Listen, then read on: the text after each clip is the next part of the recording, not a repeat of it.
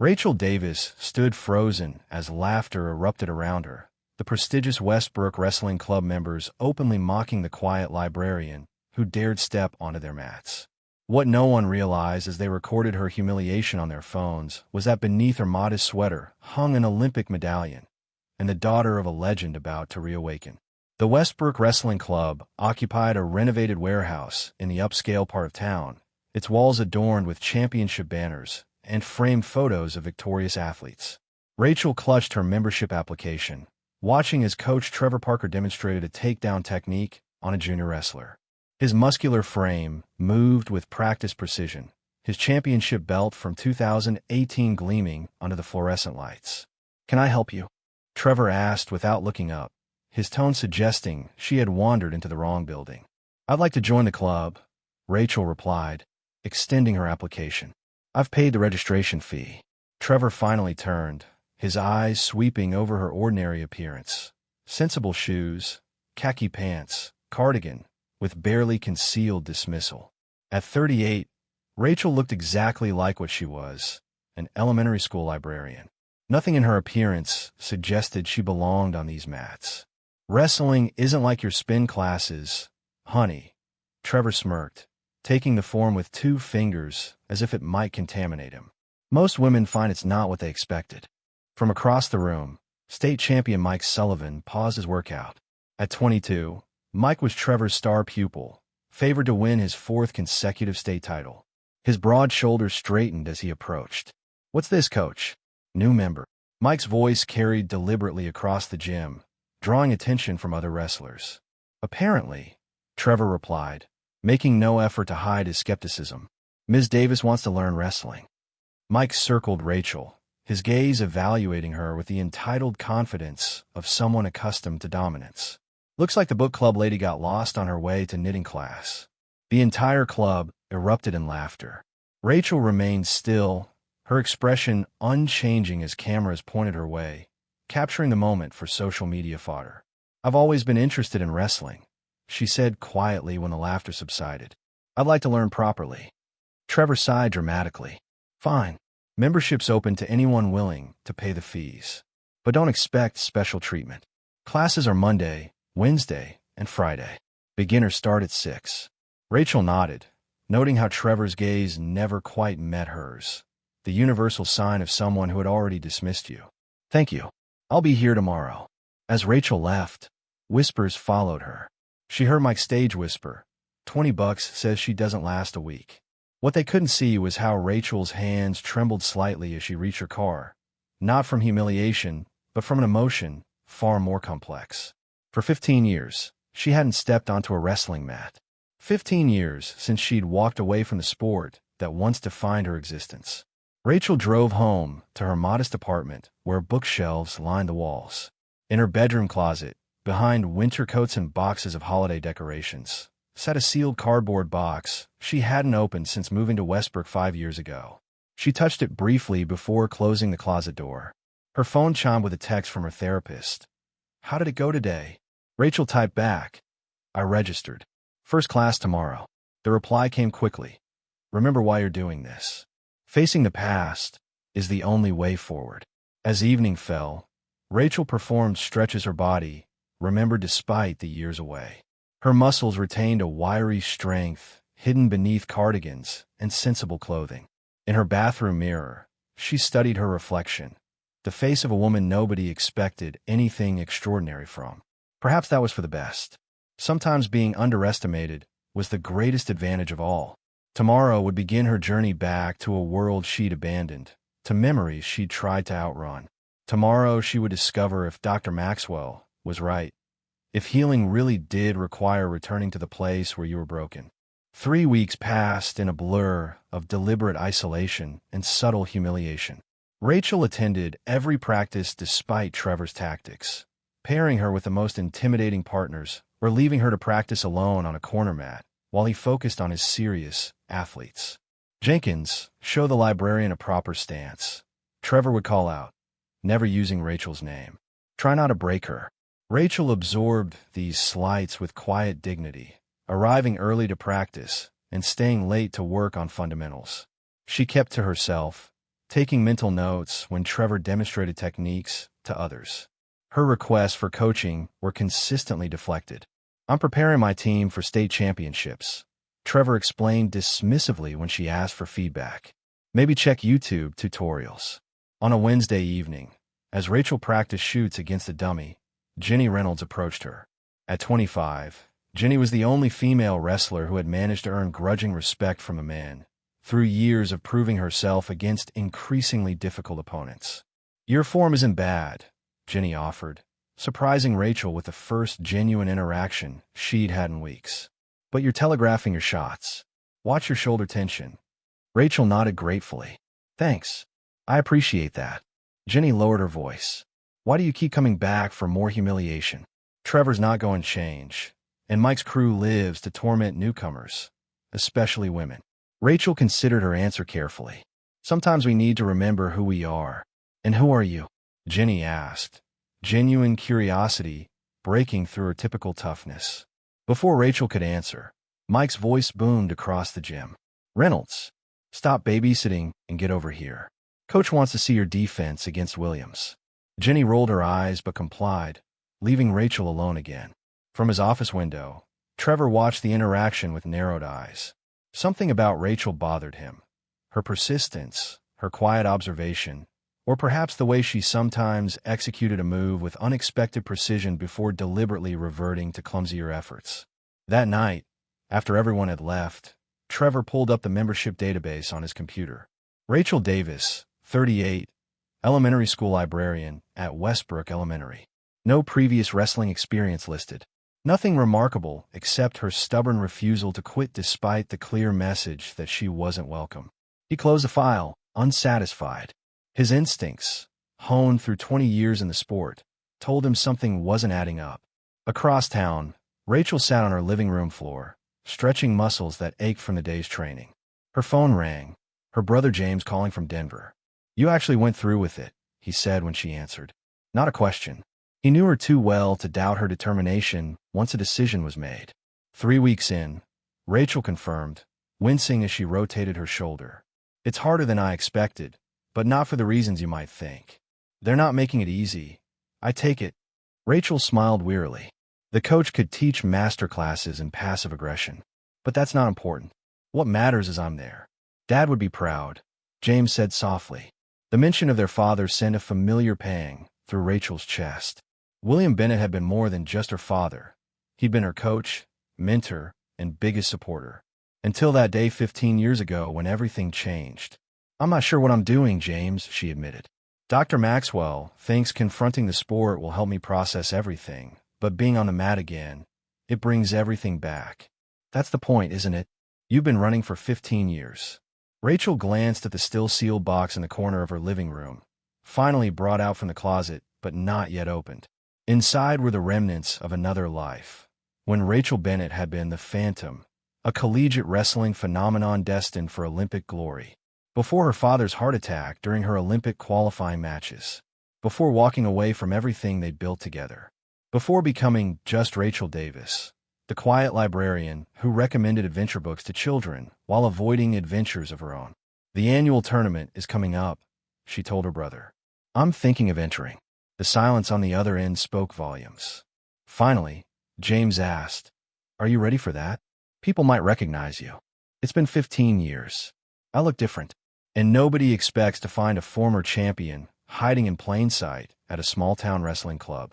What Rachel didn't tell her brother was how something was awakening inside her.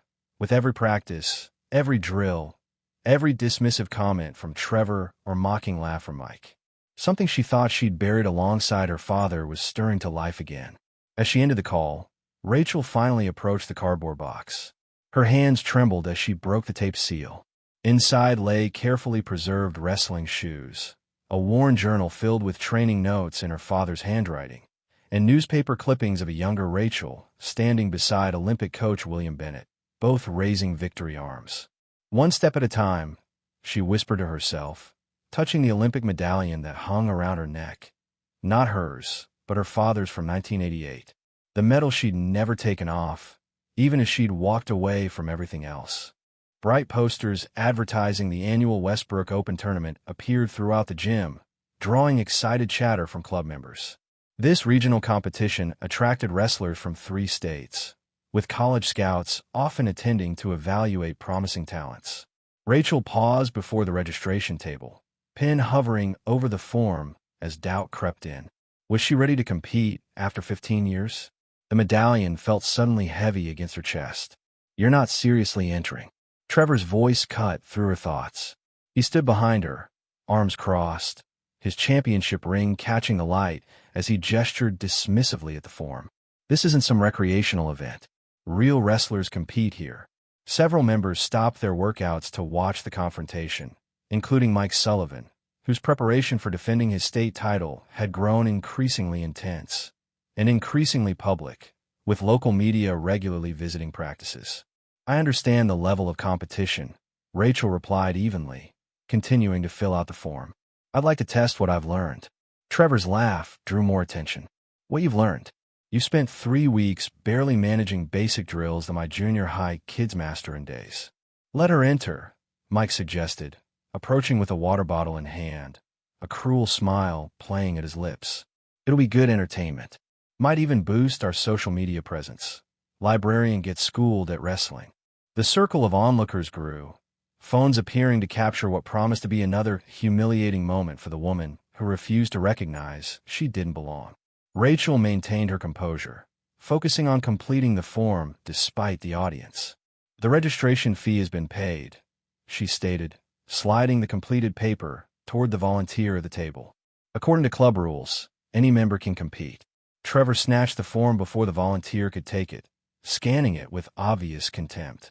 His expression shifted suddenly, eyes narrowing at something Rachel had written. "Middleweight division? You're delusional." He thrust the paper back at the volunteer. "Put her in heavyweight novice. At least there, when she gets destroyed, she can blame it on the size difference." Rachel's face remained carefully neutral, but those paying close attention might have noticed the slight straightening of her spine, the momentary flash in her eyes. Not fear, but something entirely different. "Is that where you think I belong?" she asked quietly. "I think you don't belong here at all," Trevor replied, no longer bothering to mask his disdain. "But since you insist on embarrassing yourself, might as well make it educational for my serious athletes."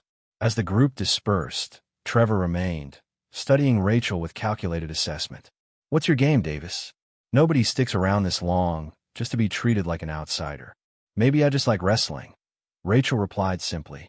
That evening in her apartment, Rachel pulled out her father's training journal, turning to his notes on competing above your weight class. William Bennett had been innovative in his approach to wrestling, focusing on technique over strength, precision over power. "Position before submission," she read aloud, tracing his handwriting with her finger. "Never let them see your best moves until it matters." Rachel opened her laptop, navigating to a password-protected cloud drive she hadn't accessed in years. Archived videos appeared. Her collegiate matches, training sessions with her father, the qualifying rounds before everything fell apart. Her phone buzzed with a text from James. "You sure about this tournament? Once you step on that mat competitively." Rachel looked between the phone and the frozen video image of her younger self. The tournament would force a decision she'd been avoiding for 15 years. Remain Rachel Davis, the invisible librarian, or acknowledge the part of herself she'd locked away, Rachel Bennett, the wrestler who walked away at the peak of her career. 15 years since her father's heart attack during her Olympic qualifying matches. 15 years of running from who she truly was. 15 years of hiding her medals, her trophies, her identity. "I'm sure," she texted back to her brother. "It's time." Tournament day transformed the Westbrook Wrestling Club. Mats spread across the entire floor space, scoring tables lined the walls, and bleachers filled with spectators eager for the day's matches. Rachel arrived early, gym bag clutched tightly, heart pounding against her ribs as the familiar sounds and smells of competition surrounded her. "Competitors for preliminary registration, please report to Table 3, announced a voice over the loudspeaker, cutting through Rachel's memories. She joined the line, noticing the sideways glances from other wrestlers.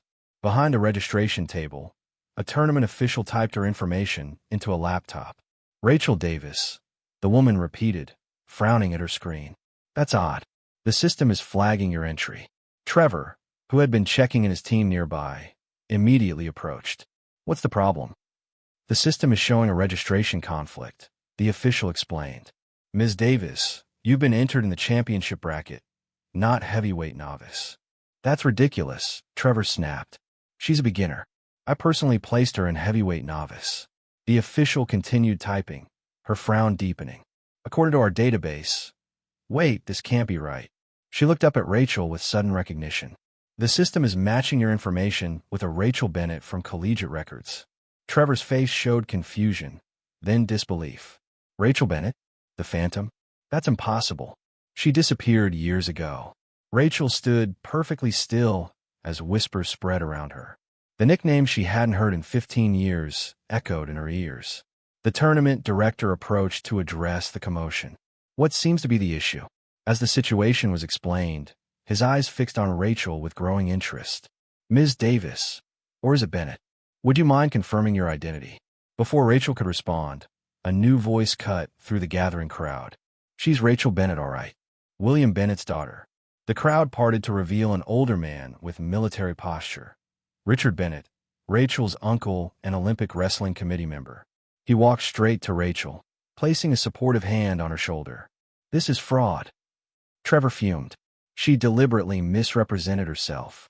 Richard turned to him calmly. Did my niece ever claim to be a novice? Or did you assume that based on appearances? The bracketing created an unexpected first-round matchup. Rachel versus Mike Sullivan. When the pairing was announced, a buzz of excitement rippled through the crowd. In the warm-up area, Rachel methodically prepared, moving through the routine ingrained since childhood. Her phone buzzed with a text from James. Dad would be proud. Remember what he always said, wrestling isn't about strength.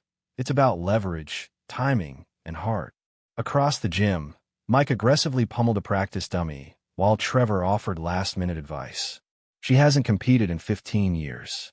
She'll be rusty, slow. Take her down hard and fast. When their match was called, Rachel removed her warm-up jacket, revealing arms corded with lean muscle, usually hidden beneath her cardigans. A small gasp went up from some of the Westbrook club members. As Rachel stepped onto the mat, a transformation was visible. Gone was the meek librarian, replaced by someone with the focused intensity of a seasoned competitor. Her stance, her movement, her presence, everything changed. The whistle blew, and Mike charged aggressively, expecting to overwhelm her quickly. Instead, Rachel sidestepped with perfect timing, using his momentum against him. Within seconds, she had established control, moving with a precision that spoke of thousands of hours of training. At 45 seconds, Rachel executed a perfect sweep, transitioning smoothly into a pin position. 3 seconds passed. The referee's hand slapped the mat sharply. Mike Sullivan, undefeated for 3 years, had been pinned in just 58 seconds.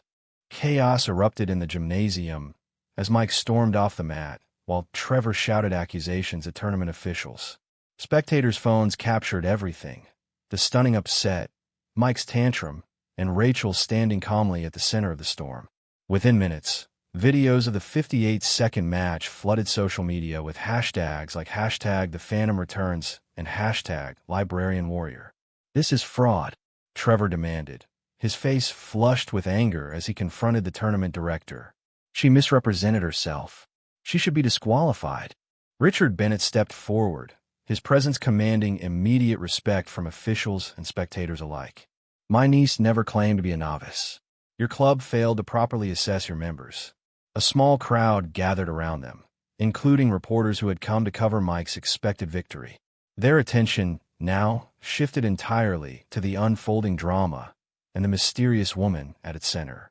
Rachel Bennett disappeared from competitive wrestling 15 years ago, one journalist explained to her cameraman. She was considered Olympic-bound before suddenly walking away from the sport. Trevor's anger intensified as he realized the growing media interest. This is a publicity stunt. She infiltrated my club under false pretenses. What false pretenses? Richard countered. Did she ever lie about her identity or experience? Or did you simply see a quiet woman and assume she couldn't possibly be accomplished? The tournament director reviewed Rachel's original club application, which Trevor had brought as evidence. It says here she listed prior experience, but left the details section blank. She never claimed to be a beginner. Trevor's argument collapsed as officials confirmed Rachel had broken no rules. His frustration turned to humiliation as journalists began requesting comments about how he had failed to recognize a former champion training in his club for weeks. Meanwhile, Rachel completed her remaining matches with the same quiet efficiency, advancing to the semifinals before losing to the tournament's eventual champion in a close contest that earned her a standing ovation. In the locker room afterward, Jenny sought out Rachel. "Why hide who you are? You could have been coaching instead of being treated like garbage." Rachel touched her father's medallion. "I needed to remember what it felt like to fight through the doubt. Dad always said true strength shows itself when no one expects it." Jenny hesitated before asking, "Why did you really leave the sport? The rumors back then." Rachel's expression softened with a complexity of emotions she'd suppressed for years. "My father had a heart attack during my Olympic qualifying matches. I was on the mat when it happened in the stands. By the time I reached him." She paused, the pain still fresh. "Wrestling was our shared dream. Without him, I couldn't find a reason to continue." Across the venue, Mike's humiliating defeat had gone viral, adding pressure to his already strained relationship with Trevor.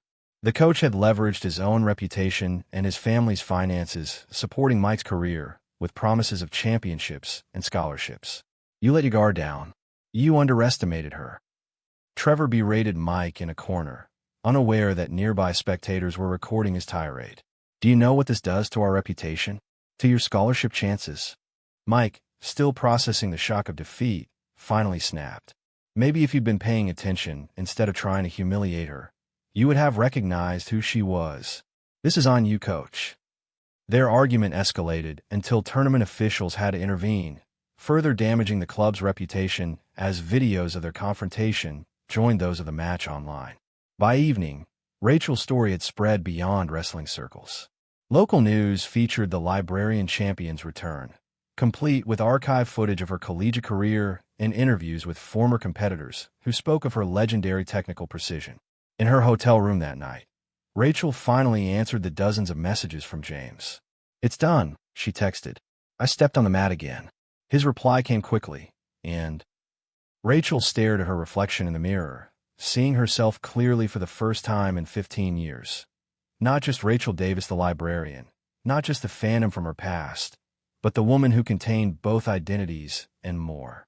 "I remembered who I am," she replied. "All of me." 6 months transformed the Westbrook Wrestling Club beyond recognition. Gone were the faded posters and exclusionary atmosphere, replaced by bright murals celebrating diverse wrestling champions and a new mission statement: strength through technique, victory through respect.